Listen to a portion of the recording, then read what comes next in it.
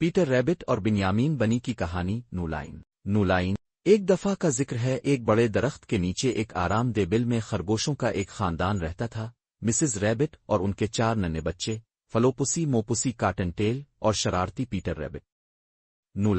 نولائن mister میں Gregor کے باغ میں پیٹر کی مہم۔ ایک صبح مسز ریبٹ نے اپنے بچوں کو تنبیہ کی، تم گلی میں جا سکتے ہو لیکن مسٹر میں گریگر کے باغ میں مت جانا۔ نولائن لیکن جیسے ہی وہ چلی گئیں، پیٹر جو بہت تجسس اور شرارت سے بھرا ہوا تھا سیدھا ممنوعہ باغ کی طرف دوڑ گیا۔ نولائن وہ لکڑی کے گیٹ کے نیچے سے گھس گیا اور مزے سے سلاد، پھلیاں اور گاجریں کھانے لگا۔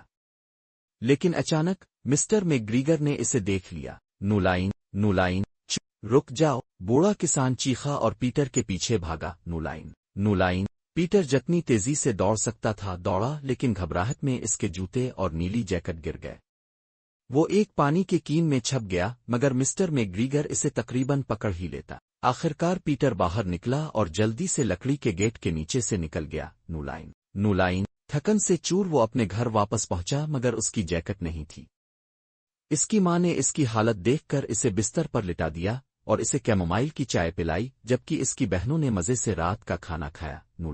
نولائن بنیامین بنی کا بہادر منصوبہ۔ اگلے دن پیٹر کا کزن بنیامین بنی اس سے ملنے آیا۔ جب اس نے پیٹر کو اداس دیکھا تو اس کے دماغ میں ایک خیال آیا۔ نولائن چلو واپس مسٹر میں گریگر کے باغ چلتے ہیں اور تمہاری جیکٹ اور جوتے لے آتے ہیں، بنیامین نے جوش سے کہا۔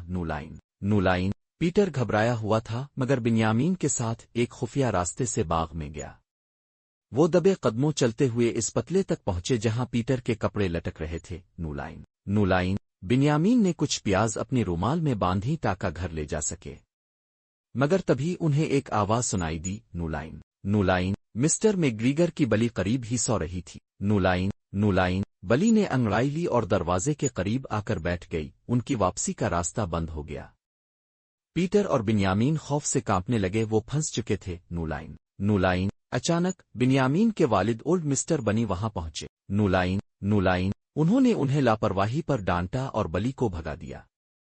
پھر انہوں نے پیاز اٹھائیں اور پیٹر اور بنیامین کو بحفاظت گھر لے آئے۔ نولائن اسی رات پیٹر کو اس کے جوتے اور جیکٹ واپس مل گئے، مگر اب اسے ایک سبق مل چکا تھا۔ کبھی کبھار ماں کی بات ماننا ہی سب سے بہتر ہوتا ہے۔ نولائن کہانی کا سبق۔ ہمیشہ بڑوں کی دی گئی ہدایات پر عمل کریں۔ تجسس مصیبت میں ڈال سکتا ہے، مگر ہمت اور خاندان ہمیشہ مددگار ثابت ہوتے ہیں۔ سمجھداری اور ٹیم ورک سے مشکل حالات سے نکلا جا سکتا ہے۔